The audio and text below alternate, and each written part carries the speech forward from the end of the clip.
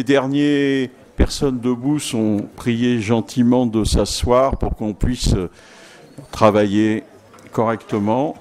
Alors, je viens d'apprendre par une dame dont je ne connais pas le nom, mais elle se présentera, que j'ai dit une bêtise tout à l'heure. Ça arrive.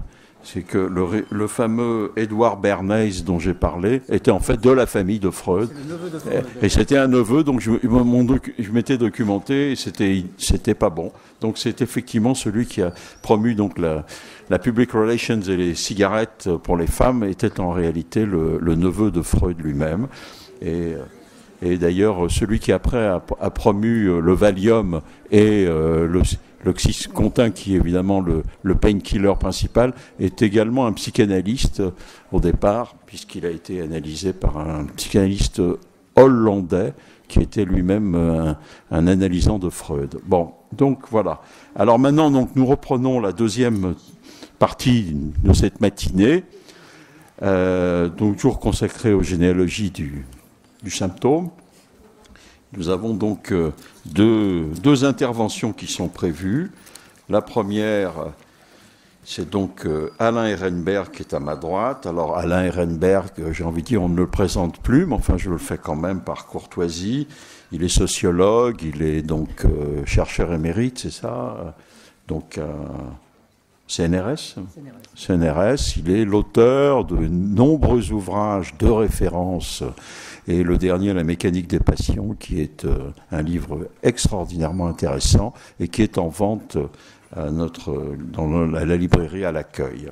Et puis, nous aurons donc après une intervention de Gisèle Chaboudez, qui est donc psychanalyste, ancienne présidente d'Espace Analytique, qui est l'auteur également de nombreux ouvrages. Et ton dernier ouvrage s'appelle, je crois, le titre, c'est du langage. Ce qui noue le corps au langage. Ce qui noue le corps au langage, qui est également en vente. Et il y a une présentation à laquelle j'ai l'honneur de participer avec Éric Porges mardi prochain à la librairie Gallimard, boulevard Raspail, la présentation du livre de Gisèle, qui est vraiment passionnant. Alors, donc je vais tout de suite passer la parole à Alain Ehrenberg, qui va nous parler de l'idéal du potentiel caché, symptôme ou forme de vie. À toi, Alain. Merci, Patrick.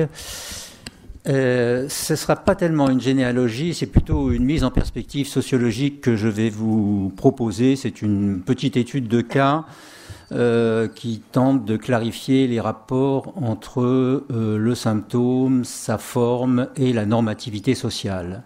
Bon, normativité sociale n'est pas un qualificatif négatif parce que la vie sociale est de nature normative. Alors, après une séance de thérapie de remédiation cognitive, un patient souffrant de schizophrénie déclare au psychologue en charge du traitement « Avant, j'étais un handicapé, mais grâce à notre travail, j'espère devenir un handicapable. » Handicapable, voilà formulé, me semble-t-il, d'une façon follement lucide, non seulement une définition sociologique, non seulement de la nouvelle figure du malade mental qui s'est progressivement instituée avec la généralisation de l'ambulatoire, mais encore, au-delà de la psychiatrie, de la nouvelle figure d'individu qui s'est également instituée avec la généralisation des idées et des valeurs de l'autonomie au cours du dernier demi-siècle. Hier, handicap et capacité étaient opposés, la capacité étant du côté de l'autonomie. Aujourd'hui, ils se combinent dans une problématique des degrés et des formes de l'autonomie. Handicapé est un état, handicapable est un itinéraire de transformation personnelle face à la négativité. Alors, ce que je vais faire dans cet exposé, c'est de décrire succinctement le changement des idéaux sociaux et des horizons d'attente que le terme handicapable agrège. Changement au cours duquel le statut du malade mental ou cérébral s'est déplacé vers celui de partenaire moral et social. À travers ce déplacement, dont le but, qui est à la fois descriptif et conceptuel, c'est de mettre en lumière ce qu'on peut appeler les attitudes individualistes face à la contingence, face à l'adversité, face à la négativité. Attitude qui consiste en quoi ? Qui consiste en certaines manières d'agir sur ce que l'on subit. Donc, sur sur nos passions, en quelque sorte. Donc, je vais donc essayer de comprendre comment la normativité sociale et la normativité thérapeutique sont intriquées. Autrement dit, comment nos idées de l'homme en société, l'esprit social, et nos idées de la thérapie, l'esprit du soin, se sont transformées de manière interdépendante. L'idéal du potentiel caché, exprimé par la formule de l'handicapable, est un des grands changements dans nos représentations collectives de l'être humain en société et l'arrière-plan moral et social global de la conception du patient comme partenaire. Alors, le vocabulaire qui est employé dans le monde du handicapable se réfère souvent à 3 figures. Au client, dans le monde américain, ou au citoyen, plutôt en France, donc au choix, aux valeurs de choix et de liberté. Deuxième figure, le survivant héroïque, donc c'est le courage, l'effort, la ténacité. Et la troisième figure, c'est le créatif. L'idéal du potentiel caché associe des vertus héroïques traditionnelles de courage, de ténacité, d'audace à des idéaux plus récents de créativité, d'innovation, d'esthétique, de diversité qui commencent à imprégner la sensibilité connective à partir de la fin des années 60, des années 70. Cet idéal, qu'est-ce qu'il fait? Il met en scène nos capacités à transformer un handicap, une déviance, une infirmité ou une pathologie qui nous diminue en un atout qui nous augmente par une création personnelle, par une singularité et non par une supériorité. Il en théâtralise les multiples épreuves, dilemmes et limites. Alors je vais d'abord présenter un tableau succinct du malade mental et du malade cérébral en tant que figure de la modernité individualiste, puis je m'intéresserai très rapidement à l'institution de ce que j'appelle le patient capable, à savoir le rétablissement et la réhabilitation et ses modèles d'action. Et enfin, je proposerai une hypothèse sociologique sur ce qui agit sur les patients avec les thérapies, à travers les thérapies, où je ferai une comparaison entre la guérison rituelle des sociétés lignagères d'Afrique noire avec la guérison individualiste représentée par le rétablissement et la réhabilitation. Première partie. L'idéal du potentiel caché. Donc, le neurologue Oliver Sacks est sans doute le plus grand conteur et le plus grand médiateur du potentiel caché. Ces récits dressent le portrait de patients neurologiques dont les symptômes ne sont pas tellement déficitaires, paralysie, aphasie, tremblement, mais plutôt spectaculaires. Son fil conducteur, c'est ce qu'il appelle le potentiel créateur de la maladie. Je le cite, « Ce sont donc moins les déficits, au sens traditionnel du terme, qui ont attiré mon attention que les désordres neurologiques affectant le soi. » Qu'a-t-il fait? Eh bien, il a popularisé l'image du patient neurologique comme une sorte d'artiste de sa vie contrainte. C'est le cas, par exemple, de Ray, le tiqueur spirituel. Nous sommes au début des années 70. Ray est frappé par de violents tics multiples, mais il possède un atout qui est totalement noué aux symptômes et qui lui permet de gagner sa vie. C'est un batteur de jazz d'une réelle virtuosité virtuosité célèbre pour ses brusques et sauvages improvisations provoquées chez lui par un tic ou un battement compulsif sur une caisse. Dans la musique, Ray se libère du tic qui se transforme en une compétence, en un atout. Il ne savait plus si c'était un don ou une malédiction, commente Sacks. Alors, la maladie est évidemment, par nature, un mal qui se définit selon des critères pathologiques. Mais là est l'innovation culturelle, je ne sais pas si c'est une innovation politique, là est l'innovation culturelle, certaines d'entre elles montrent des paradoxes qui en changent les coordonnées. La condition paradoxale se pense plutôt que dans les termes normal pathologiques, dans les termes solidaires du handicap et de l'atout.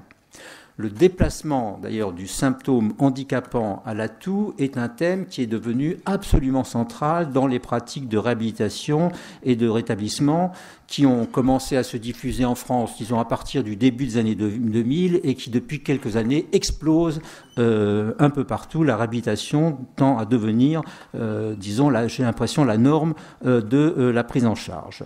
Alors, le pouvoir créateur consiste précisément à convertir un handicap en atout et non du pathologique en normalité. Convertir un handicap en atout par lequel le sujet s'agrandit, augmente sa valeur par une reconnaissance, un des grands mots-clés de notre époque. Mais ce n'est pas dans le syndrome de Tourette que s'est investi cette polarité handicap-atout, cet idéal du potentiel caché, c'est plutôt dans l'autiste de haut niveau, c'est lui qui incarnera cet idéal. On sait que l'autiste est passé des fins fonds de l'arriération mentale au statut de super-individu et c'est une sorte de figure d'identification qui participe de cette reconversion ou de cette reconfiguration de la polarité normale pathologique, notamment par une polarité qui est exprimée dans les milieux autistes, qui est la polarité entre compétences typiques et compétences atypiques, qui élargit évidemment, qui est un élargissement par rapport à la polarité normale pathologique. Donc ça tend à diversifier la normativité. Si on regarde du côté des troubles regroupés sous l'étiquette de schizophrénie, on a un mouvement analogue qui s'amorce. En 1974, 3 psychiatres américains qui sont phénoménologues et ou psychanalystes, qui pratiquent des psychothérapies de psychose de personnes atteintes de schizophrénie, publient un ouvrage qui s'appelle « Schizophrenia as a Lifestyle ». Que font-ils dans ce livre ? Eh bien, ils offrent un portrait de ces personnes apparemment bien loin du chronique asilaire. Elles sont vives, alertes, intelligentes. Elles s'en sortent par une inventivité personnelle. Elles sont, comme le dit un des auteurs, le sujet d'une manière de vivre, d'un style de vie, ce qui signifie que leur comportement possède une signification en termes d'expérience de la personne. En termes d'expérience de la personne, qu'il ne s'agit pas de réduire à sa symptomatologie. Non seulement, pensent-ils, ces auteurs, la pratique des psychothérapies rend visible la personne derrière le schizophrène, mais bien plus encore, sa maladie ne semble pas ultimement pernicieuse et détériorante. Et donc, le livre rapproche le patient des hommes ordinaires, malades ou non, en montrant la schizophrénie comme une manière d'être dans le monde. Quelques années plus tard, on aura une série de travaux épidémiologiques longitudinaux de gens comme Manfred Bleuler, John Strauss, William Carpenter, qui montrent que la systématicité de ces évolutions chez une partie non négligeable des personnes atteintes de schizophrénie. Donc la démence n'est plus la fin inéluctable de la folie, le mot espoir entre dans le vocabulaire de la schizophrénie. Une grande revue américaine, un journal américain qui est un impact facteur maximal, qui s'appelle le Schizophrenia Bulletin, ouvre au début des années 80 une rubrique Personal Account. Compte rendu personnel, la revue a invité les psychiatres à faire parler leurs patients qui sont à peu près articulés. Et c'est très intéressant de lire ces comptes rendus personnels où on voit effectivement une diversité de la schizophrénie et toutes sortes une diversité de la schizophrénie. Il sera suivi par la revue Psychiatric Services en 1993. En France, ça n'existe pas de faire parler le patient dans une revue psychiatrique. En 1989, le Schizophrenia Bulletin publie son premier article sur les voice hearers par le psychiatre et la psychologue qui ont lancé le mouvement en Hollande, Marius Romme et Sandra Escher. Alors, si les autistes de haut niveau occupent aujourd'hui une place centrale dans l'imaginaire individualiste des sociétés européennes et nord-américaines, ils sont devenus des personnages familiers, les personnes atteintes par la schizophrénie sont entrées dans une dynamique analogue et disons, pour simplifier, qu'elle est exemplifiée par le mouvement des voice hearers, des entendeurs de voix. Il faut dire que ce changement, ça correspond à un changement dans la sensibilité collective qui fournit un support dans la société à l'exceptionnalité, souvent présente dans la psychose. Or, l'exceptionnalité peut avoir un caractère thérapeutique, comme l'ont régulièrement noté les psychiatres, parce qu'elle est susceptible de jouer le rôle de ce que la psychiatrie classique appelait un mécanisme de réparation. Ce mécanisme, c'est quoi ? C'est une solution personnelle mise en œuvre par les sujets eux-mêmes. Cette solution personnelle peut être follement idiosyncrasique, mais le point décisif, c'est qu'il permet le rétablissement d'un équilibre de vie. Alors, ces transformations c'est dans quel contexte moral et social ces transformations se produisent-elles, la transformation de ces figures? Eh bien, c'est le contexte, disons, de nouvelles représentations de l'homme en société, de nouveaux idéaux pour l'action, qui se caractérisent, disons, c'est le contexte d'une ascension des manières de vivre et d'agir, imprégnées par les idées et les valeurs de l'autonomie. Je présente ça très, très rapidement, ce contexte moral et social. Il se marque d'abord à partir donc des années 60-70 par une nouvelle dynamique égalitaire marquée par le grand bouleversement de l'égalité entre les sexes, autrement dit le fait que les femmes soient reconnues comme des individus égaux aux hommes, c'est la femme individu. Bon, cette dynamique fait entrer dans le jeu social toute une série de groupes sociaux qui en étaient à la marge, par exemple aux États-Unis ce sont les luttes des minorités. Le deuxième aspect de cette dynamique, c'est l'institution de valeurs de choix et de propriété de soi qui a engendré une dynamique de diversité normative et de multiplication des styles de vie inconnus il y a encore un demi-siècle en Amérique du Nord et en Europe. En gros, à partir des années 60 et aux États-Unis, des gens commencent à montrer de nouveaux modes de vie qui étaient l'apanage de la vie d'artiste, de la vie de bohème, qui marquent un assouplissement des codes de la bourgeoisie et des classes moyennes. Ces groupes innovateurs promeuvent des idéaux de créativité, d'originalité, d'expérimentation. Ils explorent des nouvelles formes d'expérience et d'action, de nouvelles formes de vie personnelle. En 1976, l'écrivain américain Tom Wolfe, dans une charge contre la décennie du moi et la nouvelle culture thérapeutique, caractérise celle-ci, cette culture thérapeutique, comme un héritage de la glose mystique des débuts du christianisme, dont le message proclamait que chacun possède une étincelle divine endormie au sommet de son âme. Dans le nouveau contexte moral et social individualiste qui se présente à partir de ces années, il revient à chacun de réveiller par sa créativité personnelle l'étincelle logée en lui, en creusant sous le vernis de la civilisation afin d'accomplir sa vie.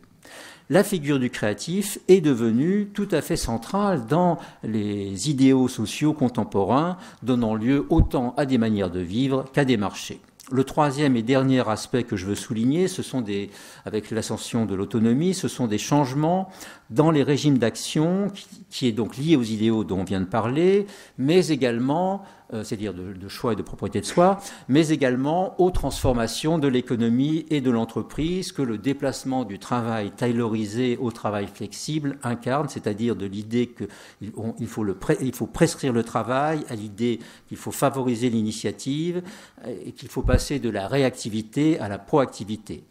Elle exige à tous les niveaux de la hiérarchie de l'entreprise une sorte d'intelligence des relations sociales et donc une capacité à adopter une ligne de conduite personnelle. Alors tous ces idéaux placent l'accent sur quoi? Placent l'accent sur la capacité à agir de l'individu et sur les comportements créatifs et innovants. Le choix, la créativité, l'initiative individuelle, on entre à partir des années 70 dans ce qu'on peut appeler un individualisme de capacité. Adopter une ligne de conduite personnelle, voilà ce qui est en train de devenir important. Et le potentiel caché en est, me semble-t-il, un aspect particulièrement saillant. Alors, le super touretien ou l'autiste de haut niveau sont les héros de ce nouvel individualisme du potentiel caché, parce qu'ils ne sont pas seulement des survivants des épreuves qu'ils subissent, ils sont aussi des individus qui non seulement arrivent à obtenir des accomplissements malgré le mal qu'ils subissent, mais peut-être plus encore grâce à lui. Et là, on est encore dans l'élargissement de la polarité normale pathologique par la polarité typique, atypique, qui élargit, disons, l'horizon de l'action. Et c'est en ce sens que le malade mental ou cérébral entre dans la modernité individualiste. Je veux dire que c'est ouvert pour eux la possibilité de développer des accomplissements dans la vie sociale. Et cette ouverture s'appuie sur le double modèle du héros, l'effort, le dur travail, le courage, et du créatif qui trouve une solution personnelle en transformant son mal en atout. Alors je veux dire un mot du rétablissement et de la réhabilitation, juste un mot, au sens où Ils sont l'institution du patient capable d'être quoi? D'être l'agent de son propre changement. Donc cette institution du patient capable, ça s'appelle la réhabilitation ou le rétablissement. Sa philosophie est lumineusement claire. Par exemple, parmi de 100 000 citations, en 1995, le psychiatre américain, qui est un des promoteurs, Harry Richard Lamb, écrit « Le but central du rétablissement est de permettre à de tels individus de développer leur capacité le plus largement possible. » Le rétablissement et la réhabilitation sont devenus à la fois, c'est à la fois plutôt le concept de la prise en charge du sujet psychotique dans la cité, et qui doit vivre dans la cité, et le concept par lequel ce sujet s'émancipe en tant qu'individu. Pour vivre en société, il faut pouvoir faire et pouvoir être.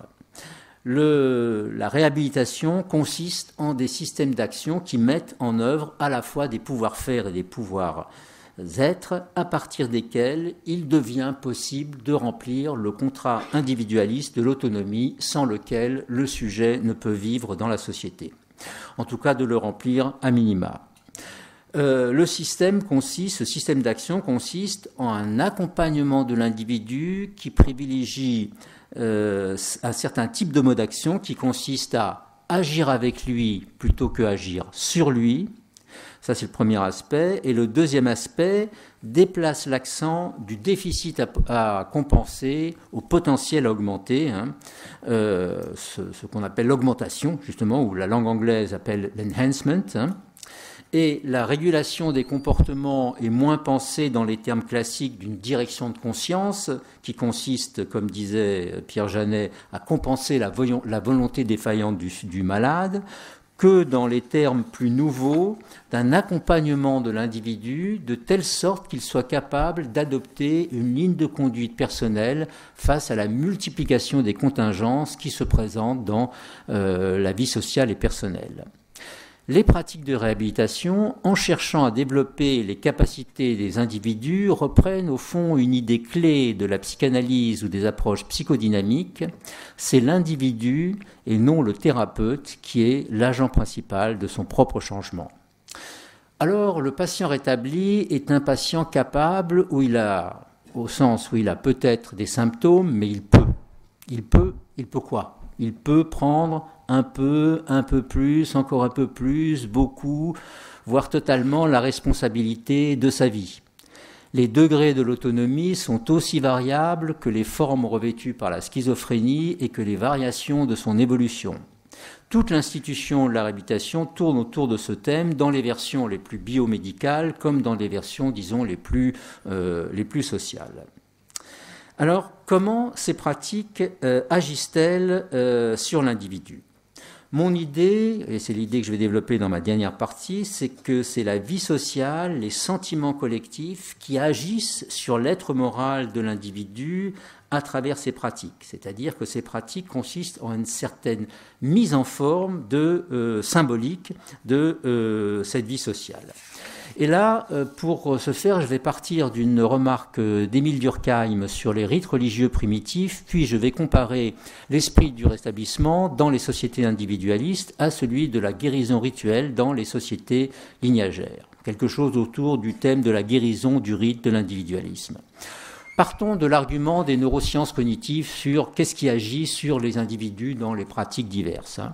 Les professionnels qui se réfèrent aux neurosciences cognitives voient les bienfaits biologiques des pratiques de réhabilitation de la manière suivante: telle technique va jouer sur telle fonction, compétence ou domaine. Le raisonnement qu'ils font sur l'effet des pratiques est tout à fait analogue à celui des philosophes empiristes qui interprètent l'efficacité des rites primitifs comme une sorte de contagion résultant de l'association des idées qui correspondent aux différents rites élémentaires d'une cérémonie ou d'un culte. Autrement dit, le raisonnement est ensembliste. Telle technique va agir sur tel problème, etc. Et le rétablissement résulte de l'agrégation de ces sous-ensembles. Donc ce sont les éléments du rite qui sont importants et non pas le tout. Durkheim, justement, c'est dans son dernier livre, Les formes élémentaires de la vie religieuse, qui date de 1912, critique les empiristes. Il écrit la chose suivante: l'efficacité morale du rite qui est réelle. Donc le rite agit sur la dimension morale de l'homme, disons. L'efficacité morale du rite qui est réelle a fait croire à son efficacité physique qui est imaginaire. Ce ne sont pas les éléments matériels qui agissent, là c'est l'imaginaire. L'efficacité du tout à celle de chaque partie prise à part. Il précise que les effets vraiment utiles sont produits par le tout de la cérémonie et non par les pratiques élémentaires dont elle est faite. Et le raisonnement, disons, des partisans des neurosciences cognitives sur ces pratiques, c'est un raisonnement sur les éléments de la pratique, et ce sont les éléments matériels qui agissent.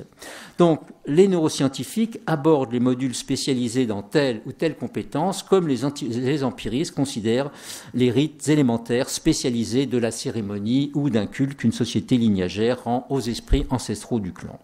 Or, ce ne sont pas les éléments du rite qui agissent matériellement sur tel ou tel problème, mais le tout de la cérémonie qui agit par son autorité morale sur les individus, c'est-à-dire le tout, c'est-à-dire l'esprit dans lequel l'action est accomplie. C'est le tout de la cérémonie qui refait leur être moral. Mais il le refait comment? Alors, c'est là que je vais donner l'exemple de la guérison rituelle pratiquée par les sociétés d'Afrique subsaharienne. Ça permet de comprendre, par contraste avec ce qui se passe chez nous, comment le sujet refait son être moral. Donc je caricature la situation parce que je dois aller très vite. Dans ces sociétés, les sociétés lignagères sont caractérisées par le fait qu'elles se reconnaissent dans un ancêtre commun. Alors dans ces sociétés, quand quelqu'un est atteint par un mal, il n'y a pas de responsabilité personnelle. Il y a toujours un responsable qui est extérieur à lui.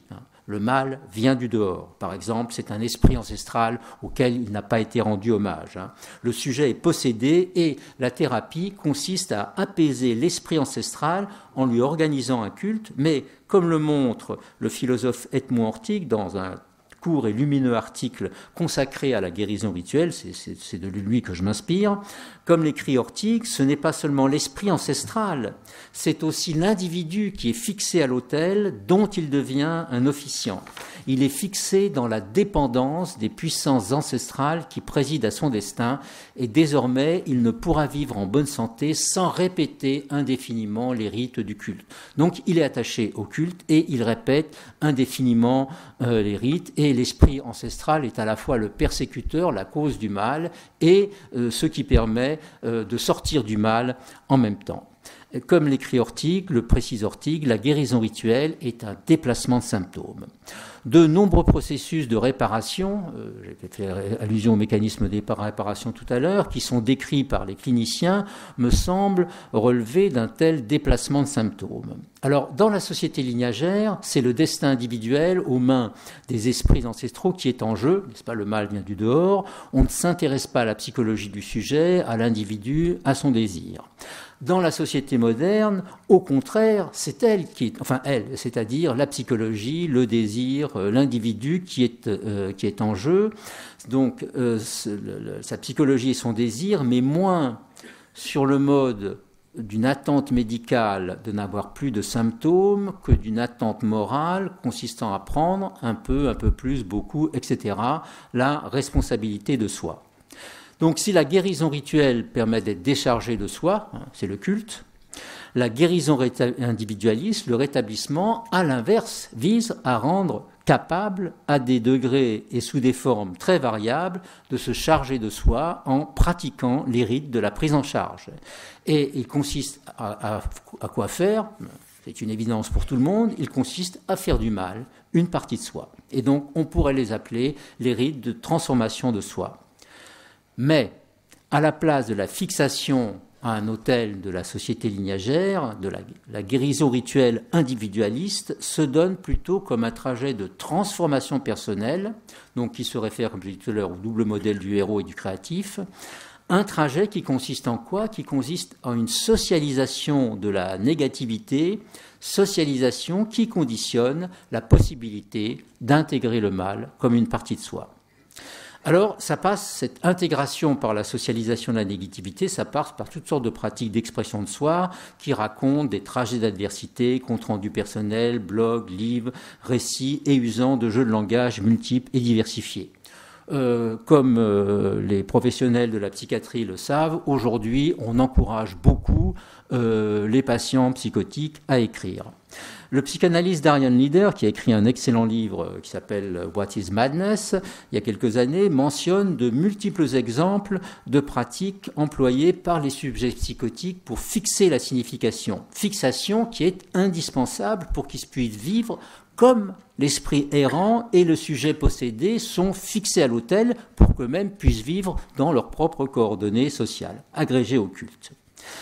Et il y a, je crois, un équivalent individualiste, pour ne pas donner plus d'exemples, de l'autel lignagé permettant de socialiser le mal, se trouve absolument partout autour de nous. Sans doute le voit-on plus dans le contexte américain que dans le contexte français. Mais peu importe, ce sont les institutions de santé mentale qui font de plus en plus appel à des experts par expérience, à des pères aidants, dont une partie est convertie en thérapeutes professionnels. Je donne un indice, un article sur les pères aidants qui a été publié en 2006 dans le Schizophrenia Bulletin par Larry Davidson, qui est de l'université de Yale et qui est une des références majeures américaines du rétablissement, qui écrit, dans cet article, il écrit la chose suivante: les groupes, programmes et organisations dirigés par des personnes avec une sérieuse maladie mentale sont 2 fois plus nombreuses que les organisations de santé mentale dirigées par un professionnel. Bon, en France, nous n'avons aucune organisation de santé mentale, je crois, dirigée par une personne atteinte de troubles psychiatriques. Là, on est en 2006. Plus encore, à mesure que l'idée de soutien par les pairs s'est répandue, de fait, il est devenu presque aussi courant de rencontrer un professionnel de santé mentale révélant sa propre histoire que de trouver des personnes avec des histoires de maladie mentale devenir elles-mêmes des fournisseurs de soins. Donc on voit que les patients et les professionnels changent en même temps. Quand on regarde les comptes rendus personnels, maintenant sur près d'une quarantaine d'années, ces comptes rendus personnels montrent que la plupart du temps, quand les personnes travaillent, elles exercent leurs activités dans des institutions de santé mentale.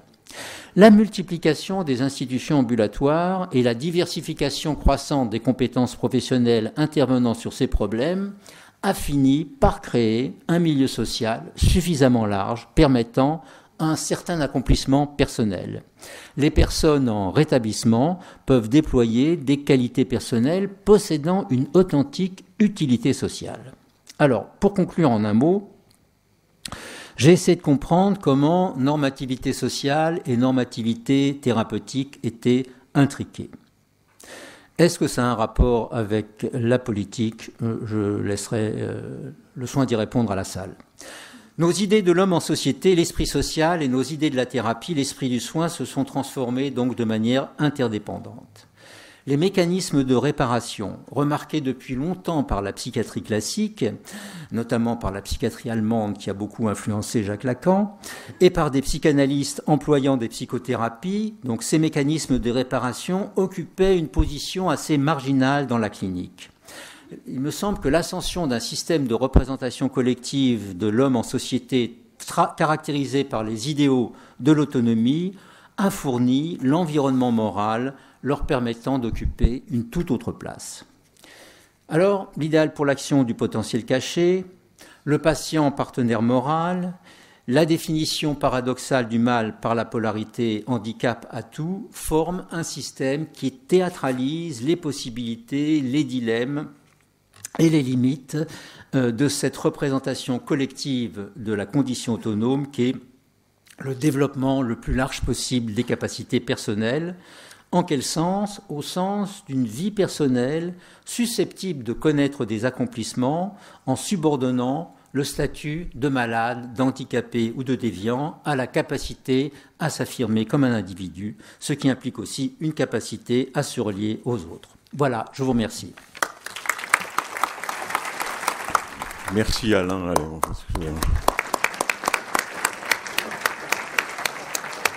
Bien, alors maintenant nous allons passer à la dernière intervention de la matinée. Donc c'est Gisèle Chaboudez qui va nous parler donc du symptôme nodal. À toi Gisèle.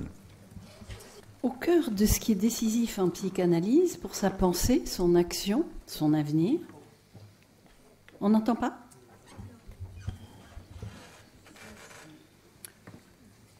Pour sa pensée, son action, son avenir, il y a le symptôme.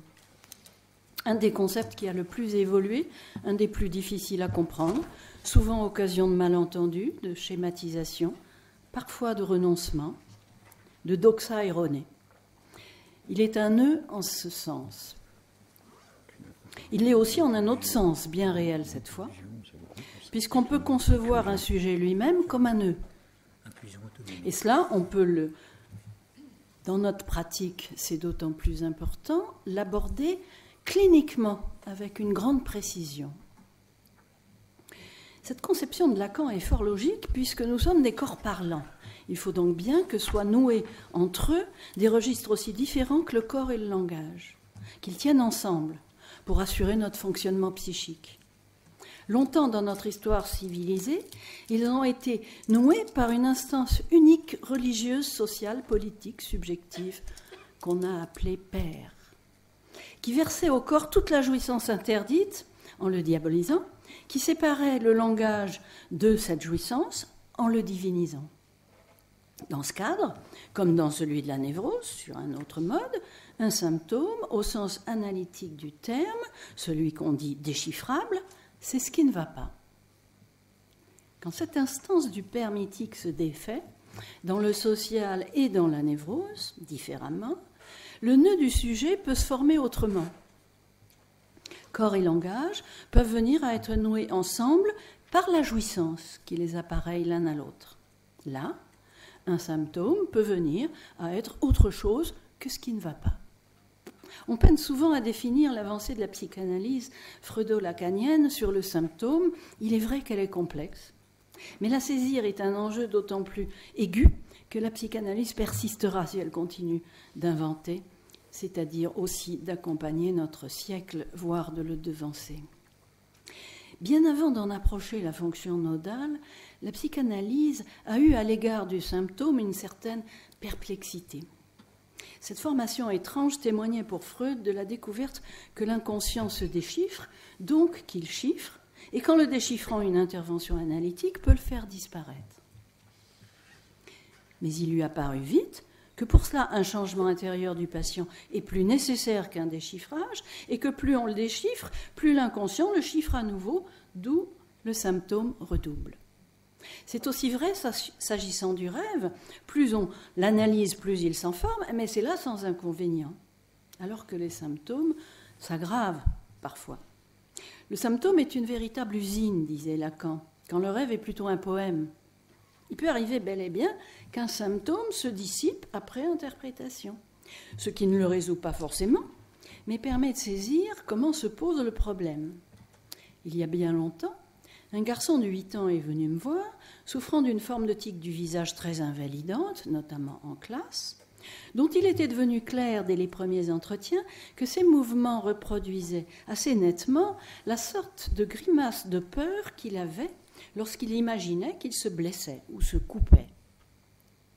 Cette remarque évoquée, le tic du visage avait disparu.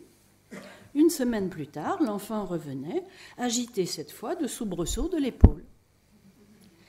À susciter un tel déchiffrage, on ne gagne pas sur le symptôme, mais on instaure un dialogue avec l'inconscient, comme Freud le soulignait. On touche du doigt sa réalité et les assemblages qu'il forme en lettres, continuellement. Cette enfant se représentait comme sujet par la coupure, la blessure, selon laquelle il se positionnait face à l'autre, qui était déplacée, cette blessure, dans la grimace qu'elle suscite. Une fois débusquée cette lettre de la logique névrotique, destinée à faire exister l'autre, cette grimace avait en sorte glissé le long du corps. Lorsqu'on en lit une, le travail de l'inconscient fabrique d'autres lettres qui répètent les mêmes, qui ne cessent pas de s'écrire. Un tel constat est toujours, bien sûr, tout aussi vrai qu'au temps de Freud qui l'a découvert et tout aussi étonnant dans l'expérience analytique. Mais il est devenu insuffisant pour orienter notre action clinique. L'économie freudienne du symptôme, elle aussi reste valide. Elle consiste à remplacer une action extérieure par une action intérieure sur un mode auto-érotique, auto-mutilatoire, cause de souffrance, et se substitue à une satisfaction sexuelle perdue ou refusée, ou impossible, une double peine en somme. Voilà ce que représente le symptôme. Mais le savoir ne suffit plus désormais à définir notre abord clinique.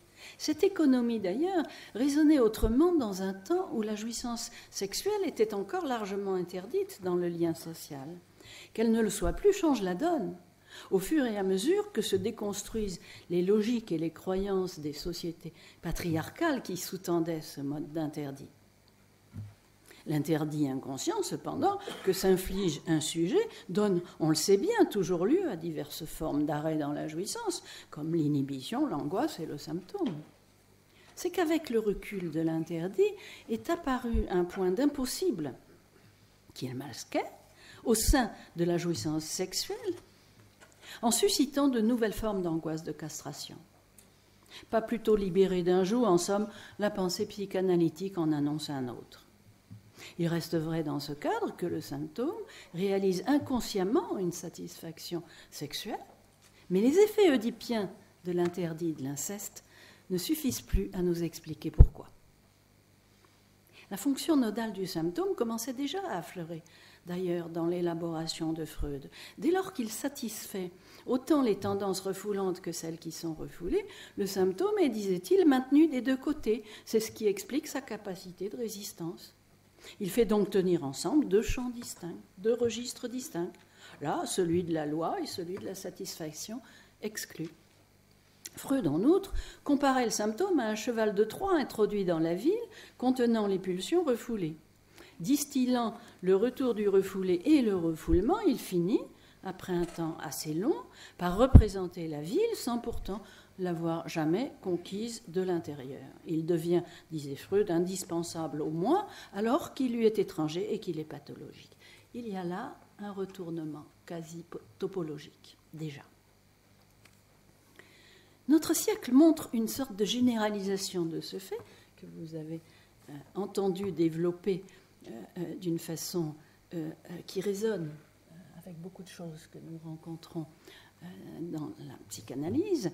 Les sujets sont désormais de façon explicite, ostensible et tout à fait consciente, représentés par leurs symptômes, qui sont désormais fondateurs d'identité sociale. Des phobiques parlent aux phobiques comme tels, des boulimiques, des bègues et bien d'autres. Et le support identitaire que ça constitue est essentiel. Il s'ajoute, il n'est pas évidemment antinomique, il s'ajoute aux effets de l'analyse lorsqu'il y en a une. Il y a longtemps que les analystes ont renoncé à voir un symptôme s'évaporer une fois déchiffré, à attendre qu'un symptôme disparaisse lorsque son sens apparaît, et c'est logique. Mais cela revient-il à renoncer à ce que l'analyse puisse quelque chose sur le symptôme, comme il se dit parfois, voire à juger pour certains qu'attendre une telle chose ne serait pas psychanalytique. Une telle doxa constitue une simplification fort problématique, qui ne pourrait d'ailleurs pas se soutenir du nom de Lacan, contrairement à ce qui se passe parfois. Car son questionnement fut très loin d'aller de façon univoque dans ce sens. Il suffit pour en avoir un aperçu de lire par exemple ce fragment de la 3e de 1974. J'appelle symptôme ce qu'il vient du réel. Ça veut dire que ça se présente comme un petit poisson dont le bec vorace ne se referme qu'à se mettre du sens sous la dent. Alors de deux choses l'une, ou ça le fait proliférer, ou bien alors il en crève. Ce qui vaudrait mieux, ce à quoi nous devrions nous efforcer, c'est que le réel du symptôme en crève. Et c'est là la question, comment faire ? Comment faire pour que le symptôme en crève, sachant que lui donner sens ne saurait suffire à orienter notre action ? C'est notamment la question que je vous propose de déployer. On sait que les effets thérapeutiques de l'analyse ne concernent pas seulement le symptôme. Ils commencent déjà lorsque le désir recroquevillé dans le symptôme, où il ne s'adresse à personne, maintenant s'adresse à quelqu'un en le supposant déchiffrable. Le désir replié dans le symptôme n'a pas d'objet. Il vient seulement à être complété de celui de l'analyste, et de là, il commence à se déployer comme désir d'être désiré. Ce qui entame déjà l'auto-érotisme mutilant que comporte le symptôme et permet d'élaborer progressivement la logique névrotique en jeu. Cette logique, celle du tout phallique, où un seul être mythique jouit et commande la castration de tous. Le symptôme soutient cette jouissance comme cette castration. Là aussi, il est maintenu des deux côtés. Parfois même, il est directement interdicteur de jouissance, comme dans la phobie, qui fait le travail de la castration lorsque le père ne le fait pas. Tigre de papier barrant la jouissance, grande gueule, petite souris, blason ou agora. L'efficacité métaphorique de la phobie a cheminé longuement avant que Lacan en tire toutes les conséquences. Cette jeune femme qui souffre d'une phobie des transports, au moment de rejoindre son amoureux, entend dire qu'il fait dehors une chaleur à crever. Elle renonce aussitôt à son transport et ajoute désormais à sa liste la phobie de la chaleur. Aux avant-postes de la chaîne névrotique, la phobie se place là où il ne sera plus même question d'approcher la jouissance. Celle de l'autre, et notamment de la mère, restant encore par trop voisine. Comment pouvons-nous aborder cela dans l'analyse ? Si ce n'est en sachant que le symptôme de l'analysant a été nécessaire pour que le sujet se soutienne. Nous le prenons comme repère dans l'ordre symbolique afin que l'analysant apprenne de son symptôme ce qui le rend nécessaire et en déduise une solution. Ça ne signifie pas, comme certains le laissent entendre, que puisque la phobie est un petit danger mis à la place d'un plus grand, nous nous garderions d'essayer de la supprimer, car cela libérerait le grand danger. La question n'est pas de renoncer à un effet analytique sur le symptôme, elle est d'identifier la difficulté précise que nous avons à résoudre. Cette vérité freudienne que le symptôme se substitue à une satisfaction sexuelle interdite est désormais sue dans notre siècle. Elle est donc oubliée, effacée. Elle n'est plus efficiente. Mais on commence à savoir aussi qu'une autre détermination participe à la formation d'un symptôme, commandée par un autre trou dans la structure, s'ajoutant à celui que creuse l'interdit de l'inceste. Notre expérience comporte désormais l'évidence, en un siècle où l'interdit ne le masque plus, que le rapport sexuel fait problème, qu'on ne trouve nulle part dans l'inconscient comme dans la loi des discours, d'articulation d'un sexe à l'autre comme tel, mais toutes sortes, une multitude de substituts. Le symptôme se déclenche quand, à l'approche de la conjonction sexuelle, se manifeste ce trou structurel dû au mode de nouage entre corps et langage en ce qui concerne le sexe. Lacan, en 1967, définissait le symptôme comme cet affrontement au trou laissé dans un certain registre d'actes questionnables, celui de l'acte sexuel. En effet, la construction névrotique de l'enfance s'affronte à cette béance dans le rapport du sexe au langage. Le sujet répète dans l'acte sexuel la scène oedipienne qui le contamine, parce que cette scène a forgé sa logique névrotique, certes, mais il la répète aussi parce qu'elle est une solution de suppléance à la béance sexuelle qu'il découvre. Ainsi, l'angoisse, là aussi, il est maintenu des deux côtés. Ainsi, l'angoisse de castration n'est pas seulement celle de l'interdit, elle est aussi ce par quoi ce sujet prend sur lui la faille qui vaut pour tous. C'est parce qu'il n'est pas à la hauteur que le rapport sexuel est en défaut. Voilà ce qui se construit dans une névrose. Toute l'histoire de la névrose face à l'énigme du sexe consiste à substituer l'impuissance singulière d'un sujet à une impossibilité logique pour tous. Le névrosé fait du défaut du rapport sexuel sa faute et sa castration propre. Et cela afin de soutenir l'existence d'une toute-puissance qui échappe et qui la cause, le père mythique de la névrose. Dans ce cadre, son symptôme consiste à former un tenant-lieu d'union sexuelle, un substitut de l'un du sexe que le rapport ne forme pas. Lacan dit ceci en 1969, le symptôme, c'est en ce lieu de l'un troué qu'il se noue. Un majuscule, le un unien. Et c'est en cela, ajoute-t-il, qu'il comporte sa phase de satisfaction. Il reste vrai que le symptôme satisfait sexuellement, mais aussi pour cette autre raison. L'arithmétique étrange du symptôme écrit ce fantasme issu de la relation à la mère, faire un de deux dans le rapport sexuel. Comment un symptôme dont l'économie est auto-érotique peut-il satisfaire à ce d'union, tout en signant son absence? Eh bien, comme le fait le symptôme, décrit par Marx en termes d'économie politique, la faille entre la valeur d'usage et la valeur d'échange de la marchandise est occupée par une plus-value, et bien de même, un plus de jouir vient occuper la faille entre la valeur d'échange du sujet et sa valeur d'usage, c'est-à-dire entre son être de jouissance perdu et sa pensée ou son sens. La façon dont chacun, dit Lacan, souffre dans son rapport à la jouissance, pour autant qu'il ne s'y insère que par la fonction du plus jouir, voilà le symptôme. Il énonçait ceci en 1968. Ce plus de jouir, c'est l'objet auquel le sujet s'unit dans le symptôme. Il condense une perte du jouir autant que l'appel à un plus. C'est ce qu'on sent d'ailleurs résonner dans le symptôme, y compris dans ces phénomènes de réhabilitation qui ont été décrits tout à l'heure. Permettre au symptôme de déployer dans l'analyse son incidence signifiante isole progressivement ce plus de jouir qu'il recèle, non plus seulement comme jouissance close du symptôme, mais aussi comme cause, donc comme émergence d'un désir. La boulimie, par exemple, manifeste clairement ce plus de jouir, comme seul point d'insertion dans la jouissance, selon une double action rituelle où l'une annule l'autre. Se gaver surenchérit selon l'injonction de la jouissance de l'autre, vomir la rejette.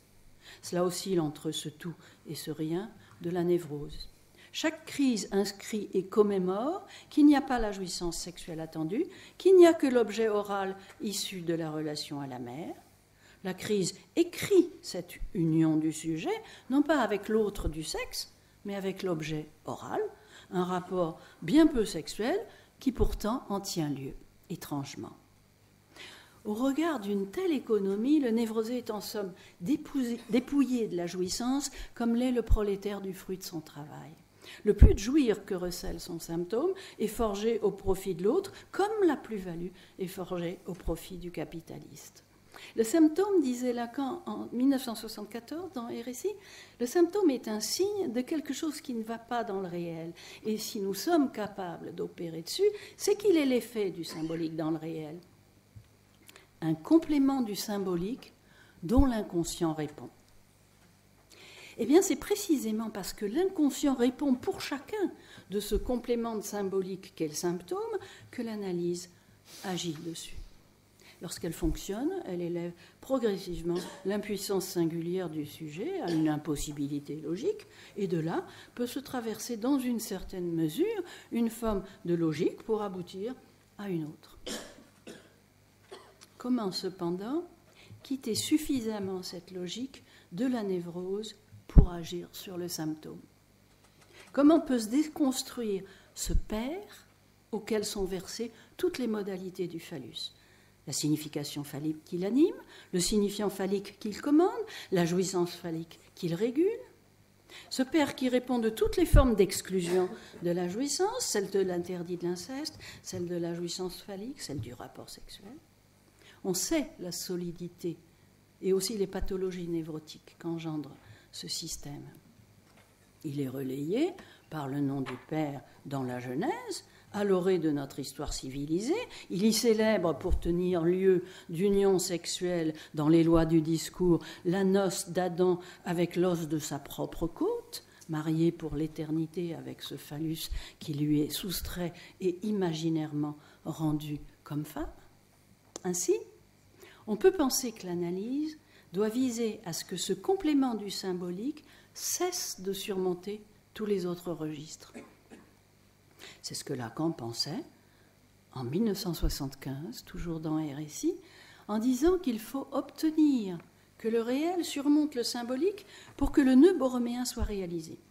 Surmonter ne voulant pas dire qu'il le domine imaginairement, mais qu'il se noue autrement. Obtenir donc que l'économie de la jouissance ne soit plus entièrement organisée par cette version vers le père, par cette perversion. Ça n'implique pas, soulignait-il, de se passer de l'Oedipe, parce que ça n'est pas parce que cette fonction n'est pas indispensable qu'elle n'a pas lieu, ni même que ce soit un progrès. Notre symbolique, notre réel et notre imaginaire sont encore trop dissociés pour qu'on l'on puisse précisément, aisément s'en passer. Tel que le père du monothéisme les a dissociés, les a maintenus déliés en les rassemblant à lui tout seul pendant si longtemps. Mais la question est désormais posée pour nous de ce que serait un sujet qui parvienne à le faire et en quoi son symptôme peut y servir. Le symptôme, comme réponse de l'inconscient, constitue un arrêt de jouissance. Un arrêt fait sens. Ce qui donne sens consiste à nommer de quelque façon, comme le père le fait. De là, peut se questionner ce en quoi, avec quelque incidence thérapeutique, le symptôme peut pour le sujet faire office de nomination, en produisant un sens, en lui servant en quelque sorte de nom, son nom de symptôme dans le rapport sexuel, fût-il désert. Il peut d'autant plus prendre le relais du père qu'il est lui aussi une nomination dans le symbolique, en s'inscrivant dans le réel. Il est cette fleur du symbolique, disait Lacan, ce qui s'entend, me semble-t-il, au sens chimique, c'est-à-dire ce qu'on obtient par condensation lorsque l'on passe directement d'un gaz à l'état solide, c'est-à-dire exactement l'inverse chimique de la sublimation. Dans les années 70 du siècle dernier, Lacan apercevait ainsi la fonction qu'allait prendre l'identification aux symptômes dans nos sociétés et qui s'est développée. Nous l'avons massivement entendu depuis. Dans nos sociétés où on est en effet désormais, de quelque façon que ce soit, fils d'un symptôme bien plus que d'un père. Topologiquement, le prototype du nom du père n'est pas indispensable pour tenir ensemble corps et langage, parce qu'ils peuvent tenir l'un à l'autre borroméennement, par l'intermédiaire de la jouissance, tel que le font le réel de la jouissance, le symbolique du langage et l'imaginaire du corps. Il faut néanmoins un quatrième terme pour qu'ils ne soient pas entre eux interchangeables, comme ils le sont dans la psychose. Et ce peut donc être autre chose que cette fonction de rêve et de cauchemar qu'est ce père, qui le fasse. Pour ce qui est de donner sens, de nommer, le symptôme peut faire l'affaire. Voilà le point déterminant pour notre expérience. Le symptôme n'est pas tant ce qui doit recevoir un sens, comme on l'a cru d'abord en psychanalyse, que ce qui vient à donner un sens, ce qui nomme. Peu importe qu'il se déchiffre, l'essentiel étant qu'il chiffre et que ce chiffre fasse sens. C'est en quoi le symptôme bien particulier de Joyce, qui opère ainsi, fut important à étudier, et il le fut de façon d'autant plus poignante qu'en mains endroits, Lacan s'y est comparé selon leurs symptômes qui étaient communs d'illisibilité. Là même où aurait pu se produire un symptôme psychotique de paroles imposées, s'est produit avec l'écriture de Joyce, un art qui revêt la forme de paroles imposées, mais qui n'en est pas. Une interrogation a ainsi commencé, que nous faisons nôtre, sur ce qu'une analyse peut réaliser de cet ordre en se servant d'un symptôme avec des jonctions à opérer d'un registre à un autre pour les nouer autrement. Il n'y a pas lieu d'envisager pour tous un symptôme d'ordre joycien, ça va de soi, mais qu'à certaines conditions, le symptôme fondamental puisse éventuellement devenir, il ne s'agit pas de généralisé, puisse éventuellement devenir ce qui sert à nommer plutôt que ce père de la névrose. Ça, c'est une visée possible. Comment notre corps peut-il venir à se nouer autrement avec notre langage et notre mode de jouir que par ce père auquel tout est versé? Lorsque nous mettons à l'œuvre dans l'analyse le travail de l'inconscient, d'ores et déjà des jonctions se forment continuellement entre la langue et le corps selon les équivoques de la jouissance. Pour ce faire, l'intervention analytique doit être cohérente avec ces données nodales. Fait nouage, ce qui unit deux chaînes, ce qui est maintenu de deux côtés. L'équivoque qui ne consiste pas à donner un sens, mais à jouer sur deux.